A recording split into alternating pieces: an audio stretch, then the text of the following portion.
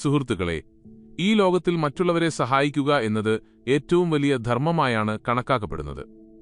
എന്നാൽ ചില സഹായങ്ങൾ നിങ്ങളുടെ നാശത്തിന് തന്നെ കാരണമാകുമെന്ന് നിങ്ങൾക്കറിയാമോ? ആചാര്യ ചാണക്യൻ പറഞ്ഞിട്ടുണ്ട്, ഓരോ സഹായവും പുണ്യമാകില്ല എന്ന്. സ്വന്തം കാലിൽ കോടാലി ഇടുന്നതിന് തുല്യമായി മാറുന്ന നാം ഒരിക്കലും സഹായിക്കാൻ പാടില്ലാത്ത 3 ആളുകളെക്കുറിച്ചാണ് ഇന്ന് നാം മനസ്സിലാക്കാൻ പോകുന്നത്. ഒരിക്കൽ ആചാര്യ ചാണക്യന്റെ പ്രിയ ശിഷ്യനായ ചന്ദ്രഗുപ്തൻ സ്വതവേ വളരെ ദയാലുവായിരുന്നു. അദ്ദേഹം വലിയൊരു അപകടത്തിൽപ്പെട്ട ഒരു അപരിചിതനെ കണ്ടപ്പോൾ അയാളെ സഹായിച്ചു. ചന്ദ്രഗുപ്തൻ അയാൾക്ക് ഭക്ഷണം നൽകി, പണം നൽകി, താമസിക്കാൻ ഒരിടവും നൽകി. കുറച്ചു ദിവസങ്ങൾക്ക് ശേഷം ആ വ്യക്തി ചന്ദ്രഗുപ്തന്റെ സമ്പാദ്യമെല്ലാം മോഷ്ടിച്ചുകൊണ്ട് ഓടിപ്പോയി. ദുഃഖിതനും നിരാശനുമായ ചന്ദ്രഗുപ്തൻ ആചാര്യ ചാണക്യന്റെ അടുത്തെത്തി ചോദിച്ചു, ഗുരുദേവ, ഞാനൊരു പുണ്യപ്രവൃത്തിയല്ലേ ചെയ്തത്? പിന്നെന്തുകൊണ്ടാണ് എനിക്ക് ഈ ദുരനുഭവമുണ്ടായത്? ആവശ്യമുള്ള ഒരാളെ സഹായിക്കുന്നത് ഒരു പാപമാണോ? ആചാര്യ ചാണക്യൻ ശാന്തനായി മറുപടി പറഞ്ഞു, മകനെ, കാരുണ്യവും സഹായവും മനുഷ്യന്റെ ഏറ്റവും മികച്ച ഗുണങ്ങളാണ്. എന്നാൽ വിവേകമില്ലാതെ ഈ ഗുണങ്ങൾ ഉപയോഗിക്കുന്നത് എരുതിയിൽ എണ്ണയൊഴിക്കുന്നതിന് തുല്യമാണ്. ഓരോ വ്യക്തിയും സഹായം അർഹിക്കുന്നില്ല. വിഷം നിറഞ്ഞ പാത്രത്തിൽ അമൃതൊഴിച്ചാൽ അത് വിഷമായി തന്നെ തുടരുന്നതുപോലെ തെറ്റായ ഒരു വ്യക്തിയെ സഹായിക്കുന്നത് നിനക്ക് നാശത്തിന് കാരണമാകും. ചന്ദ്രഗുപ്തൻ ആകാംക്ഷയോടെ ചോദിച്ചു, ഗുരുദേവ, നാം ഒരിക്കലും സഹായിക്കാൻ പാടില്ലാത്ത ആ ആളുകൾ ആരാണെന്ന് ദയവായി എനിക്ക് പറഞ്ഞു തന്നാലും. ഈ തെറ്റ് വീണ്ടും ആവർത്തിക്കാൻ ഞാൻ ആഗ്രഹിക്കുന്നില്ല. ചാണക്യൻ പുഞ്ചിരിച്ചുകൊണ്ട് പറഞ്ഞു, മകനെ, സഹായിക്കുന്നത് സ്വന്തം കാലിൽ കോടാലി ഇടുന്നതിന് തുല്യമായ 3 തരം ആളുകളെക്കുറിച്ച് ഞാൻ ഇന്ന് നിനക്ക് പറഞ്ഞുതരാം. ഇവരിൽ നിന്ന് അകലം പാലിക്കുന്നത് നിന്റെ ബുദ്ധിയെയും ഭാവിയെയും സംരക്ഷിക്കും. ഒന്നാമത്തെ വ്യക്തി ദുഷ്ടനും ദുസ്വഭാവവുമുള്ളവൻ. ആചാര്യൻ ഗൗരവത്തോടെ പറഞ്ഞു, ഒന്നാമതായി, ദുസ്വഭാവമുള്ള ഒരു വ്യക്തിയെ ഒരിക്കലും സഹായിക്കരുത്. മറ്റുള്ളവർക്ക് ദുഃഖം നൽകി സന്തോഷം കണ്ടെത്തുന്ന ഒരാളെ സഹായിക്കുന്നത് പാമ്പിന് പാൽ കൊടുക്കുന്നതിന് തുല്യമാണ്. അവൻ നിങ്ങളെ ഉപദ്രവിക്കുക മാത്രമല്ല, നിങ്ങളുടെ സഹായം ദുരുപയോഗം ചെയ്യുകയും ചെയ്യും. അദ്ദേഹം ഒരു കഥ പറഞ്ഞു. ഒരിക്കലൊരു സന്യാസി നദീതീരത്ത് ധ്യാനിക്കുകയായിരുന്നു. ഒരു തേൾ വെള്ളത്തിൽ മുങ്ങുന്നത് അദ്ദേഹം കണ്ടു. കാരുണ്യം തോന്നി സന്യാസി അതിനെ രക്ഷിക്കാൻ കൈനീട്ടി. എന്നാൽ തേൾ അദ്ദേഹത്തെ കടിച്ചു. സന്യാസി വീണ്ടും ശ്രമിച്ചു. തേൾ വീണ്ടും കടിച്ചു.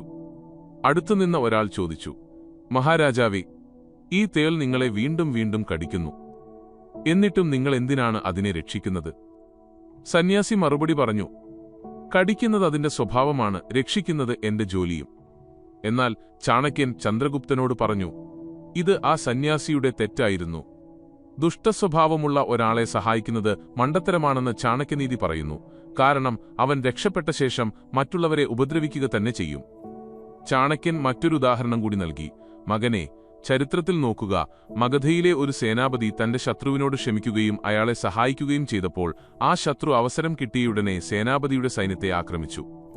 ഒരു ദുഷ്ടനെ സഹായിക്കുന്നത് അവന്റെ സ്വഭാവം മാറ്റുകയോ അവൻ നിങ്ങളുടെ സുഹൃത്താകുകയോ ചെയ്യില്ല.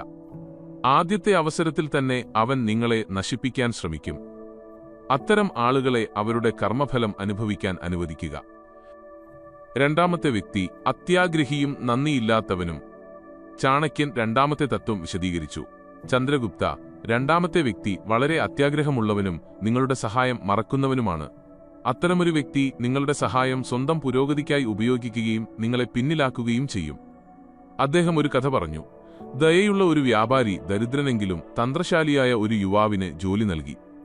അയാൾ അവനെ തന്റെ ബിസിനസിന്റെ എല്ലാ തന്ത്രങ്ങളും പഠിപ്പിക്കുകയും സ്വന്തം കുടുംബാംഗത്തെപ്പോലെ പരിഗണിക്കുകയും ചെയ്തു. എന്നാൽ ആ യുവാവിന്റെ കണ്ണ് വ്യാപാരിയുടെ സമ്പത്തിലും കച്ചവടത്തിലുമായിരുന്നു. അവസരം കിട്ടിയയുടനെ അവൻ വ്യാപാരിയുടെ ബിസിനസ് രഹസ്യങ്ങൾ ശത്രുക്കൾക്ക് വിൽക്കുകയും ആ ബിസിനസിന്റെ ഉടമയാകുകയും ചെയ്തു. ചാണക്യൻ പറഞ്ഞു, ഇന്നത്തെ കാലത്തും ഇത് സംഭവിക്കുന്നു. ആളുകൾ അവരുടെ സഹപ്രവർത്തകരെ സഹായിക്കുന്നു. എന്നാൽ അതേ സഹപ്രവർത്തകർ പിന്നീട് അവരുടെ സ്ഥാനം തട്ടിയെടുക്കുന്നു. അതിനാൽ നിങ്ങൾ സഹായിക്കുന്ന വ്യക്തി നിങ്ങളോട് വിശ്വസ്തനാണോ എന്നും നിങ്ങളുടെ സഹായത്തെ മാനിക്കുന്നുണ്ടോ എന്നും എപ്പോഴും നോക്കുക. അദ്ദേഹം തുടർന്നു, നിങ്ങളുടെ സഹായം തന്റെ അവകാശമായി കരുതുന്ന ഒരു വ്യക്തി ഒരിക്കലും നിങ്ങളുടെ ഉപകാരം ഓർക്കില്ല. നിങ്ങൾ അവന് ഉപയോഗപ്രദമായിരിക്കുന്നിടത്തോളം കാലം മാത്രമേ അവൻ നിങ്ങളെ വിലമതിക്കൂ. അവന്റെ ആവശ്യം നിറവേറ്റാൻ നിങ്ങൾക്ക് കഴിയാത്ത ദിവസം നിങ്ങളെ ഉപദ്രവിക്കാൻ അവൻ മടിക്കില്ല. മൂന്നാമത്തെ വ്യക്തി എപ്പോഴും പരാതി പറയുന്നവൻ. ചാണക്യൻ മൂന്നാമത്തെ തത്വം വിശദീകരിച്ചു.